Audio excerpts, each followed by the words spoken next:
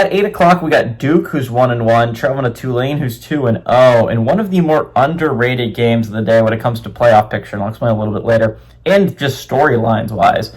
Tulane favored by 1.5 points on ESPN2. Darian Mensah, the quarterback for Tulane last year, which is why it's very interesting storyline-wise, has gone 50 of 68 through 2 games, thrown for 723 yards, 5 touchdowns, 1 interception. Anderson Castles had 7 carries for 80 yards, and Cooper Barkgate has had 9 catches for 205 yards. Jake Retzlaff for the Big Green Wave has gone 31 of 55, thrown for 277 yards, 2 touchdowns, 0 interceptions. Also leads his team on the ground with 23 carries for 177 yards and 2 touchdowns. Omari Hayes has had 9 catches for 74 yards. Duke's gone 3-2 against Tulane all time. Last 3 games have gone to Duke from 2011 to 2015. Duke is 1-1 when they travel to Tulane, though, and Tulane is 1-0 when the game is close in one-possession football games. So let's talk about Duke for a second. They lost a big one against Illinois, and I'm not going to sugarcoat it. That's one that hurts if you're a Duke Blue Devils fan. But the path to the playoffs is still there.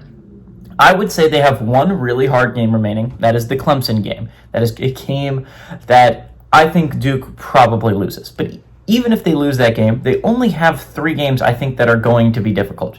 They have a game against NC State next week. That is going to be an extremely important game for both teams' playoff hopes. You have a game against Georgia Tech eventually, and you have this one.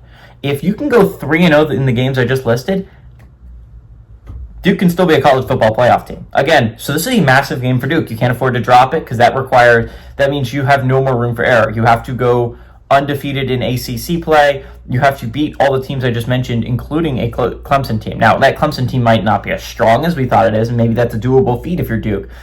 You would like to have the wiggle room to not have to do that, though, if you're Duke. And, well, to be fair, I don't know if you can have that wiggle room. We'll see. We'll see how many 10-2 teams make this year. I believe that 10-2 in the ACC this year should be enough to get you into the college football playoffs. I don't know how many 10-2 teams we're going to have.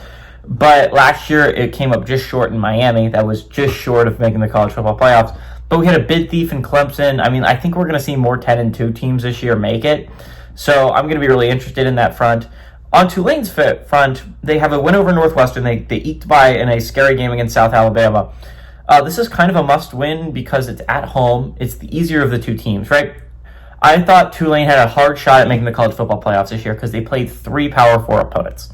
But right now they sit at 2-0. They have already beaten a Power 4 opponent in Northwestern. Now, is it the strongest Power 4 opponent on planet Earth? Absolutely not. But a win over Duke would go a long way, I think, if you're Tulane. You have to go 1-1 in these next 2 games. I said this about USF last week against Florida, and damn, they did it. So Tulane, if they want to keep up pace with them, again, Tulane's not too worried about South Florida because if they beat them in the championship game, they're probably going to go instead. But what Tulane should be worried about is UNLV out in the Mountain West. You cannot afford to drop both of these games because UNLV will likely be ahead of you. UNLV doesn't have this insane hard American Conference schedule to play. They have a decent Mountain West schedule to play.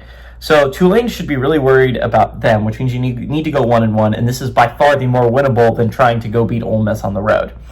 So if you're Tulane, you kind of need this one for that front because, again, Tulane's in a great spot if they can go 1-1 in these next 2 games. If you can go 1-1 and beat Duke or Ole Miss, right, if you can go 1-1 in these next 2 games, the American schedule is not bad. Of the Big 5, right, like if you consider the Big 5, which I consider it, is, Tulane, USF, Memphis, Navy, and North Texas. Again, so normally there's 4 really hard teams that you would have to play.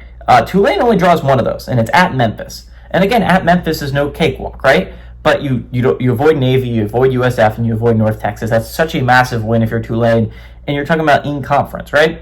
So in conference, Tulane kind of sets up their schedule the best of the 5 I just mentioned. Their path to the playoffs looks pretty good if you can get 1-1 in this non-conference stretch. So it's going to be really interesting going forward. I think this is a big game for the Big Green Wave. This is a massive game for Duke. Both need to stay in playoff contention.